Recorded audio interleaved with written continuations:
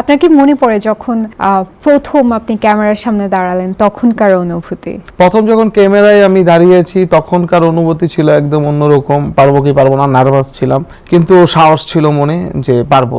Senior যারা শিল্পী ছিল, যারা আমার আগে কাজ করেছেন, তারা ক্যামেরার সামনে কিভাবে অভিনয় করছে আমি সেটা ফলো করছি, দেন আমাকে যেভাবে বলছে আমি সেভাবে করছি, হয়ে গেছে আর কি, বুঝতে পারছেন? একটা নার্ভাসনেস কাজ করা বা এই ধরনের কোনো কিছু ফিল হয়েছিল? না, নার্ভাস কাজ করে না, আমার মধ্যে জিত কাজ করছে যে দিস এটা করতে হবে। আর আমি বাস্তব লাইফে একজন অভিনেতা, এই কারণে আমি ক্যামেরার সামনে আমার সমস্যা হয় না। আচ্ছা, এই পর্যন্ত কতগুলো ছবিতে বা নাটকে অভিনয় করা হয়েছে? নাটক আমি কাজ করেছি প্রায় 1500 থেকে 2000 নাটক আমি অভিনয় করেছি, কারণ আমি 2007 থেকে মিডিয়াতে।